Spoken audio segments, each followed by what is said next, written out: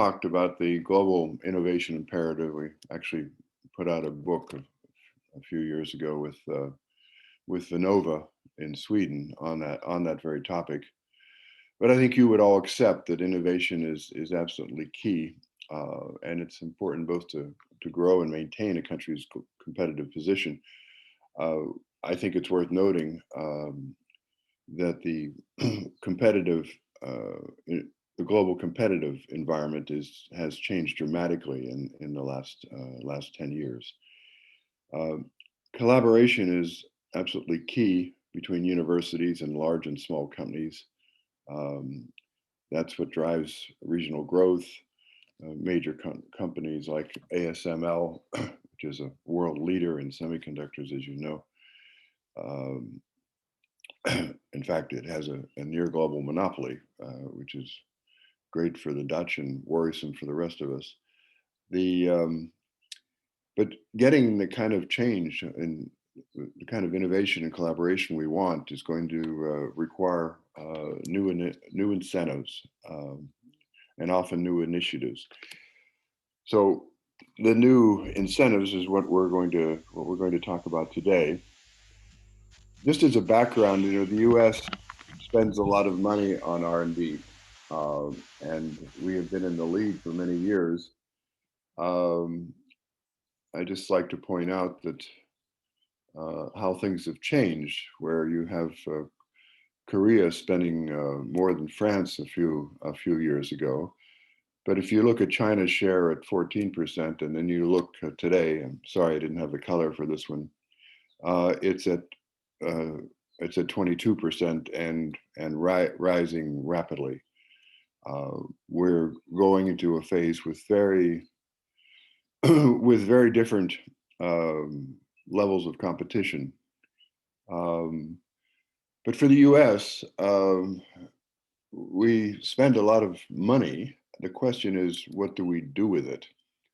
And the causal link between R&D and innovation is is often more tenuous than one might think.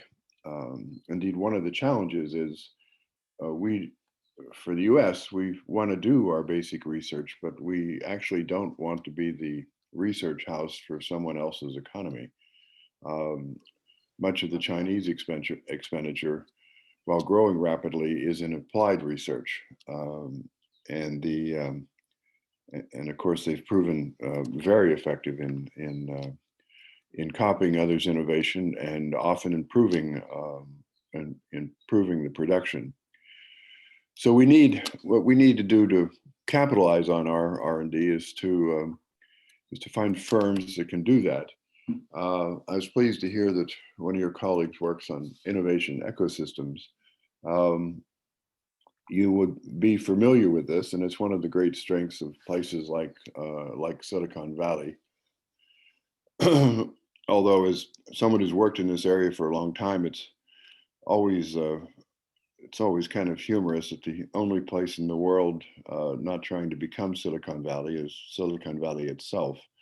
The But it's you end up having great parks, industrial parks, innovation parks around the world, but often they don't have the the soft skills that are so important in the valley. Um, and there's also often too much focus uh, or too much lamentation, or at least in Europe, about the lack of venture capital. That is a problem, but we'll return to some of the limits of that in just a second. It may seem strange for you, but one of my colleagues, David Aldrich, out in Indiana, had the radical idea that small companies are really important in bringing new technologies to the market. David Birch first started to write on about that in the in the late 70s. But but these small companies can become powerhouses. I like to mention some of the small companies we've had here who have done well. You've you've probably heard of Intel. and Microsoft and perhaps Google. But it's worth, but it's worth noting that those companies were, were indeed at one point quite small. The one of the problems we have here in the United States is that we believe that markets always work, and if it's a good idea, the market will fund it. And there are serious people who assert that. Although the funny thing is, it's, as the Dutch would appreciate, there's a certain Calvinistic strain to that, because if it's not funded by the market, well, then obviously it's not a good idea. But the reality is that potential investors have much less than perfect knowledge. The more innovative the idea, the less likely it is to be understood. There's a famous story of a venture capitalist visiting Eric Schmidt and saying that he's happy to talk about some investments, but he, above all, didn't want to meet those guys you have in your garage who keep asking for money. And the guys in the garage were Sergey Brin and Larry Page, who were the founders of Google. That arguably is considered a mistake. The economists refer to this as asymmetric information, and forgive the simplicity of this, but it gives an image that I think is very useful. One of the things that our work here at the National Academy of Sciences was managed to get understood on Capitol Hill is that there is this valley of death. And the problem I've just mentioned, they're new ideas, but because they're new, you can't get the capital. And the dead ideas there are not bad ideas. They're often excellent ideas, but they don't survive the valley to get into it, to get into product development and growth. This is another way of looking at it. When we talk to the Congress on this, and I'll come back to this, is that the Congress is always convinced that that top, that this is where all happiness should happen. And this is where the venture capitalists want to go too, and they're looking for a unicorn. The more moderate success is a much more frequent outcome, and and a very large proportion actually end up here and here. This is just a quick illustration, and one of the things that I've always remembered from a very distinguished venture capitalist that I had the privilege of working with, he always said, "Be sure to come in late and get out early." And what he isn't, and he also remarked once that on occasion he had funded Nobel Prize quality research, and he smiled and shrugged and said, "Everybody makes mistakes. You know, they're not interested in research." And by the way, that's one of the themes of this whole talk, is when we're talking about SBIR, we're not trying to do research. We're trying to develop products and through that companies. But it's in this space here where you have grants and friends, family, and fools who provide the initial funds to move a company forward. As you know, we have well-developed venture capital markets, but in fact, venture capitalists often have limited information. They're also prone to herding tendencies. You know, one year they're all doing bio, the next year they're all doing solar, this year they're all doing social media, and there's less and less investment. This is just a typical illustration. If you see where we invest in the US, and the point is simply that this red tranche here is the seed stage. And it's actually quite small. The venture capital has been growing rapidly in the US. If you look across earlier in this last decade, my point simply is the seed money are these small red smudges here. And while it's valuable, and I don't want to have any misunderstanding, venture capital is a huge asset for the US. particularly for high growth large companies, or high growth companies that become large. But it is not the whole game. And it's worth keeping in mind how severe the losses can be. If you look at the seed stage and the startup stage, it's a tough place to invest, and that's one of the arguments for public public investment. But public VC funds often involve substantial risk of loss. Usually, they avoid that by not being very venturesome. If you invest in safe companies, then you don't have the problem. But the the class of venture investment is really tough. More than half are going to fail. Another third may just give back the invested funds, and a very small number, usually around 3 to 5%, give the major returns. This is how we fund things in the U.S. Now these percentages vary, of course, but again, my point is it's not all venture. The personal savings, the friend, family, and fools, and the public investments under other are where much of the money comes. So how do you address this valley of death?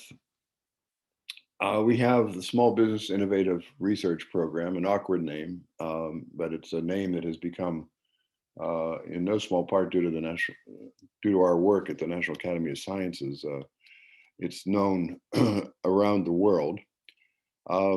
A key thing to keep in mind that these are competitive awards made to small companies under 500 people. We use double the size you use in Europe, of course, but it's but many of the awards go to companies under under 50 and even under 20 employees. And it's a phased award. In fact, on the competitive part, I just want to stress that they have to be competitive, and they have to be truly competitive. Otherwise, you end up with the problem of the friend of the minister, which has to be avoided if the program is to work. It's phased. They go from 80,000 in phase one to 2 million plus in phase two and phase three. I want to encourage you to read this quote by Roland Tibbets.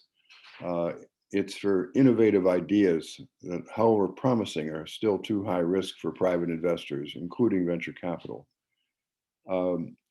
Roland Tibbets was in the engineering department of the National Science Foundation, and he was frustrated that many good ideas coming out of their commissioned research never seemed to go anywhere. And he was an entrepreneurial guy, and he had a choice that you may have if you decide to implement this program. He wanted to give awards to companies, but that was not normally within the purview of the National Science Foundation. So he did it anyway. And for a number of years, they had a program that was just under the radar. And as it proved more successful, it became more public and was eventually institutionalized. These are the formal objectives of the program: to stimulate technological innovation, meet our government's R&D needs with small companies, trying to bring in women and other economically disadvantaged persons, and above all, perhaps increase private sector commercialization of innovations derived from federal R&D. These are the things that you need to qualify.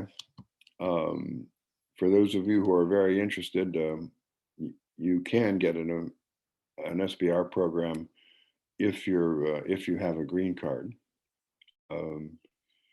or if you have an American partner. I remember talking about this in Gothenburg at one point, and one of the Swedes in the audience mentioned that he had an SBIR, and I was quite taken aback. I said, "Well, how did you did you do that? And how did you do it here?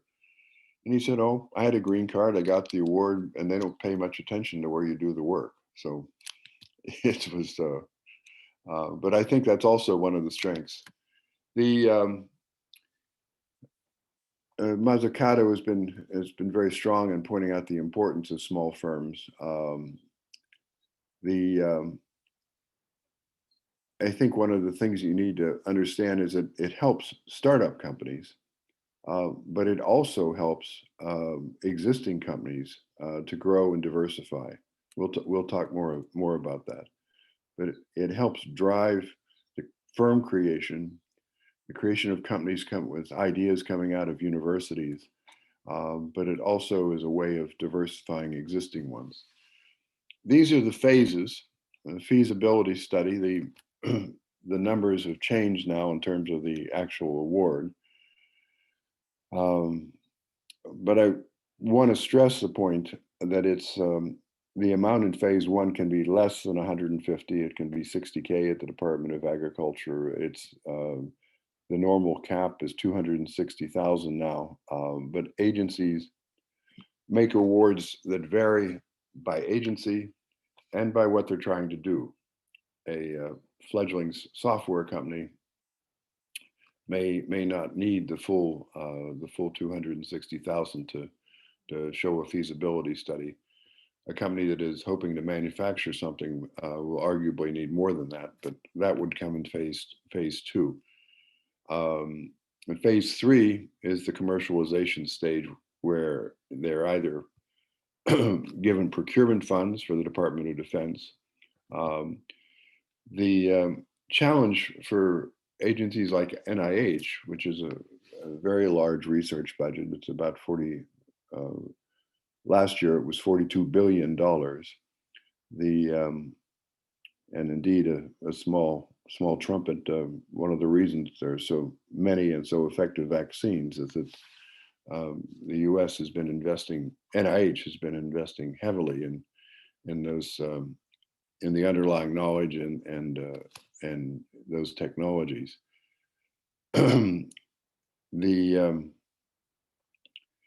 you have NIH trying to push products out to the market because they don't actually they don't procure much. You have DoD with people who are very strong technically and able to evaluate technologies and then acquire them for a program. The Navy has been particularly effective in its use of SBIRs. This is a schematic. You have obviously, you have these social and governmental needs. We have the R&D investment, and they answer a call and make a proposal. Phase one is not a lot of money, and the argument for that is that we don't know if it will work.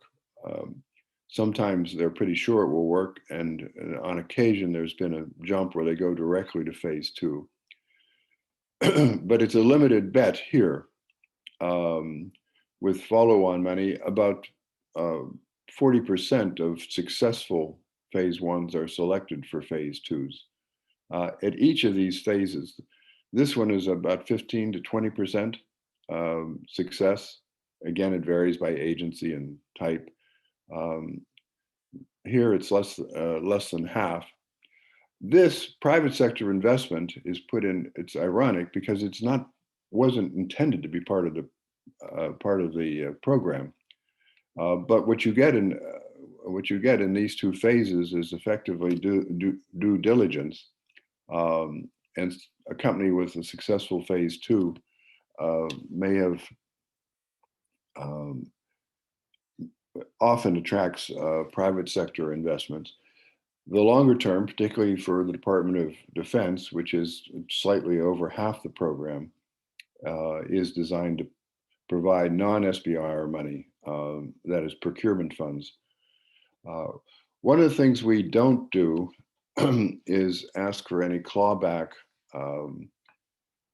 You don't, I'll get to that in a second, but we don't ask for any equity. We don't ask for any government participation. And but the idea when we actually tax companies is you get the tax revenue from the company, you get the tax revenue from the salaries of the employees. Um,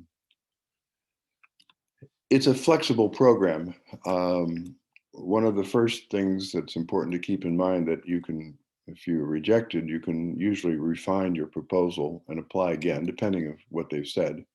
Um, the So a good phase one that was what we might call a near miss, where it showed promise but didn't qualify for a phase two, they can try again. Often there's multiple phase ones before they move to phase two. The We often follow up with additional awards. I remember one successful company, ATMI, that had found a way to convert dangerous gases that are used in semiconductor production into solids, which were much easier to handle. And the CEO said that you can either um, sell the government a sausage, or you can sell them slices of a sausage, and you get an award each time you come up with a different use of the same approach, and that helps build them. There's also there are also cases where an initial phase one award satisfies the government needs. It answers the question, and in some cases, um, there's a famous case of simulators that were developed under phase one. You may have heard of the Navy SEALs, our elite troops that appear on beaches and elsewhere suddenly. Um, and they're hard driving guys, and they were training on boats to go on a beach. And they were doing that only too often in rough weather, and only too often these tough guys ended up turning the boat over and drowning members of the crew. So they developed a simulator which imitated successfully driving a boat towards a beach in high weather and strong waves. It seemed simple, but it was very valuable for the Navy, and it ended the loss of life that they had been suffering. But my point is, they didn't have to go to phase two or phase three. They figured it out at phase one. So, what are some of the best practice features? Well, it's to de-risk promising ideas, um, and there's a famous quote that the first money is always the hardest. Um, there are reputational benefits. As I mentioned, companies that win awards often attract additional finance. It's highly competitive. We don't give money to everyone. There are participants who get awards over and over again. Often they are criticized. Um, but no one seems to be alarmed that Lockheed Martin gets contracts over and over again. And no one seems to be concerned that MIT gets research contracts over and over again. But they are concerned about small companies getting small awards. But a third of the participants are new to the program every year, and they bring better products to meet government needs. A couple of the best practice features: it's a stable program. It does not have to be authorized every year. And as I was saying to Maurice earlier, if it were, we wouldn't have it. We just wouldn't. The politics of my country would not permit that. But what I would recommend is that you pass a law creating the program, using the funds coming from the different agencies, and then just leave it in place. Maurice and I have also talked about the importance of patience.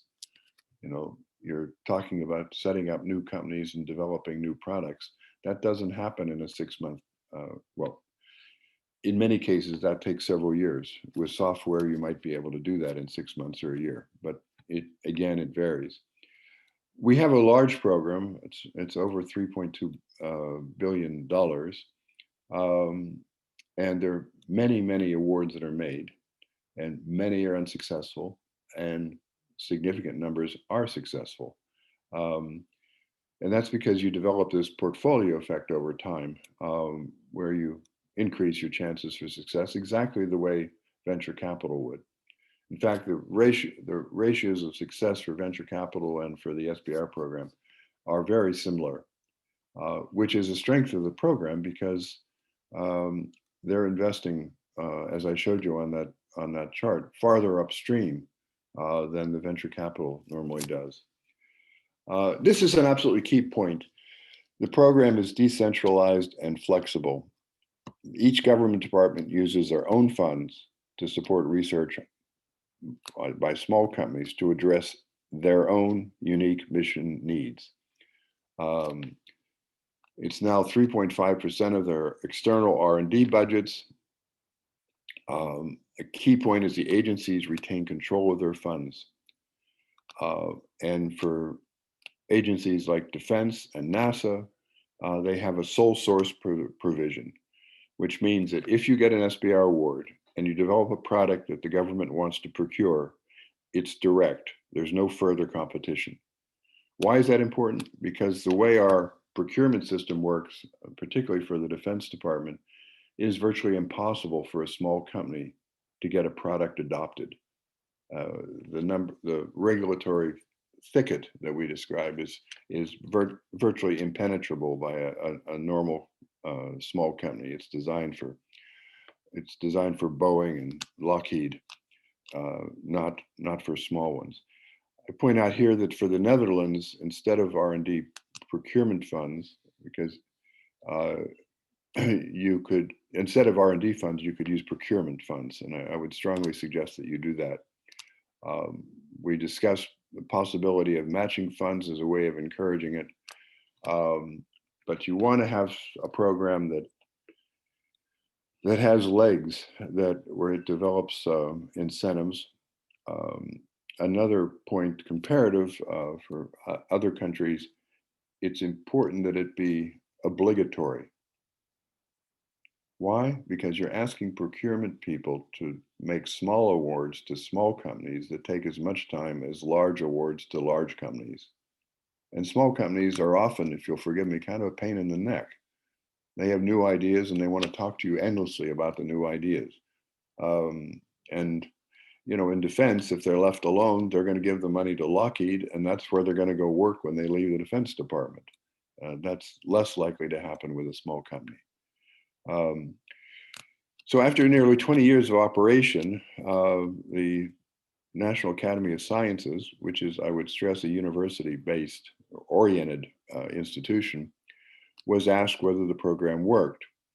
But just very briefly, this was not a think tank where we looked at two sources over the weekend and put a report out on Monday. There was 7,000 projects surveyed. There were over 100 case studies. We surveyed the program managers, we surveyed the technical people, working closely with the agencies to help us understand what they were doing. And one of the early interviews we had at NIH, I think, is kind of humorous because the guy described, a very intelligent guy as well, very carefully how they made the selection. And then we said, well, then what happens after they get the award? And he looked at us and said, well, we often wonder. And the point is that they had no follow-up. They had no way of evaluating whether it was successful or not. The conclusion of the national academies was that the program is sound in concept and effective in practice. It helps create companies. 25% at the Defense Department are founded as a result of the award. It initiates research which would not otherwise have been undertaken. It's had a significant impact on growth of the firm. Now, an economist would point out, well, of course, you gave them money. Yes, but that impact endures. It encourages partnering. Everybody wants to talk about how the 21st century university can work with companies and help the region grow, and we have strong political reasons to want to do that. Well, this works. This actually encourages academics to found a company. Um, it creates employment. You get a raft of new products, patents, licenses, and publication. Um, it can also solve problems for the government. Um, you've probably heard of the NASA rover. Well, there are a whole series of SBIR developed products. You know, we need a drill that can drill through really hard surfaces, but doesn't use much energy and is really made of light materials. How can you do that? Well, the SBIR program provided the answer. On the other end, if we're looking for commercial success, uh, it would occur to you, I'm sure, that instruments for the Mars rover are not a high volume source of growth. Um, Many of these companies have gone onto the NASDAQ. So it's a way of making sure that we can leverage our entrepreneurs and our small business technical skill to solve problems that the government needs to work on. And I put in this question here: what does the Netherlands do? There's a big reason for that. Some people are critical of the program, but I think the relevant question to ask is, well, compared to what? What do we have that's better than this? I've often said in meetings with senior government leaders around the world, if you have a better idea, let us know. We'll copy yours. Um, the So the investments here in high risk, high payoff phase 2 awards has been very successful. The commercialization rates are between 40 and 70%, depending how you measure it. And I might add, depending who measures it. Um, the Air Force measures its own success and does amazingly well. When the Academy measured it, it was rather less. I think one way of talking to your political leadership is to describe it as technology seed corn. You know, it's a way to meet federal needs while founding startups and driving the growth of new businesses. This was a report done by Block and Color in the University of California. And it is just, we have a publication that always lists the US R&D 100, the annual list of the top 100 innovations. And although we thought the program was sound, we were actually stunned by how effective it had been in developing highly successful innovations. Just a brief word, you know, critics wonder if it works. Most of you are using technology right now developed by the SBIR. The Qualcomm was an SBIR supported company. Now, it had a brilliant guy, Irwin Jacobs, and they had this incredible idea that they could compress signals in a way which would make it possible for the telephones that we have today. Everyone knew that wouldn't work. But there were some guys at the Defense Department that thought, well, maybe it won't work, but if it did work, it would be a really good thing. So they gave multiple, I want to stress that, multiple awards to Qualcomm over a period of years. That greatly strengthened the reputation of the technology that Qualcomm was developing that attracted outside equity investment, not venture, but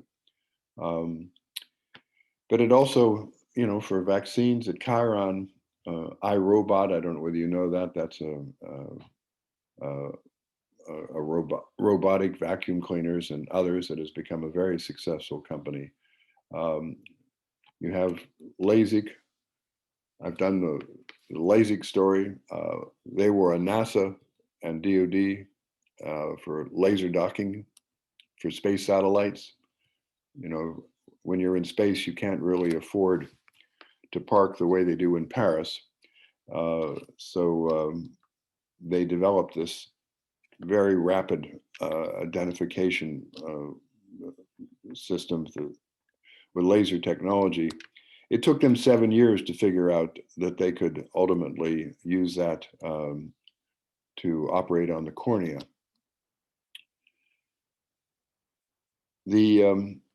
I want to just emphasize this bottom point here. One source of SBIR success, ironically, is when the idea fails.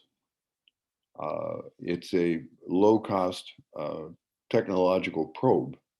And if you can identify for a couple $100,000 or even $1 million that this is really not going to work, that is a lot better than giving a $20 or $30 million contract to Lockheed Martin, who will then come back and say they need another 10 million to try and fix what isn't working. So it meets the venture capital, fail early, fail cheaply, and that's a very useful thing. So I'm running short on time here, so let me just say that entrepreneurs like it because you get money to develop a project, and you get the reputational benefits. There's no dilution of ownership. If you get venture early, you can lose control of your company. No repayment is required. You keep the IP rights. They're yours, not the government's. You owe no royalties to the government. And that certification of quality attracts private investments. Some people think, well, maybe the government was crowding out the private sector. On the contrary, and this is a point that Mazzucato was captured extremely well, that the government is taking the initial risk. It's de-risking the technology. Then the angel investors come in, then the venture capital come in, and often the firms are acquired. Philips, a company you may know, acquired Optiva. SBIRs were used to develop the electric toothbrush. Not my favorite mechanism, but one that is a multi-billion-dollar. And this last point here, which appeals to even the most skeptical economists, it provides new options, new competitors, more quality, lower prices for public procurement. Public procurement around the world is usually dominated by an oligopoly system, if it's not actually corrupt. And this is a way of bringing in greater choice in terms of quality, new systems, and lower prices. The universities like it because it's a way of converting their ideas into firms. One of our researchers had a funny interview with a guy who asked her whether the award had motivated him to start a firm. He said, not motivated, it made it possible. What I find humorous is that the guy was a psychologist who specialized in handling laboratory rats. And that became important when NASA wanted to send small animals into space. So they had to develop cages that did not rely on gravity for waste disposal. You can imagine in a capsule, they're not interested in waste floating around. So I think I've made this point. The human capital, multiple knowledge outpoints, about 30% actually get a patent, 2/3 apply. About half of them end up with peer-reviewed publications. And I think it's important to stress that these are, this is not funding for dry cleaner establishments.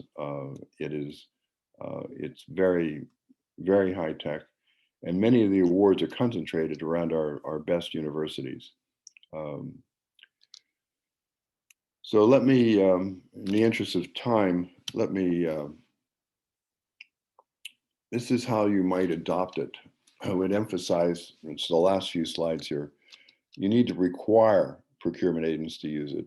The British tried not to do that, and they made it voluntary, and it didn't work. You need to ensure that the funds are significant.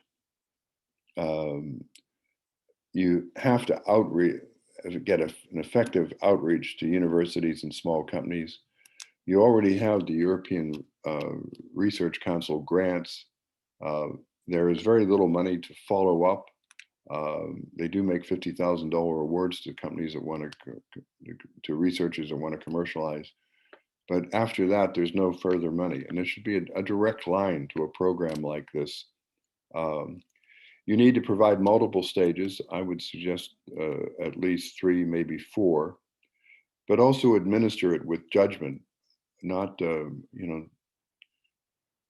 try to do the opposite of what the commission has done, with rule after rule after rule, and more accountability than results. If you don't have a significant amount, you're going to suffer from the tyranny of small scale. I very much advocate, unless you have to say it politically, don't do a pilot program. Um,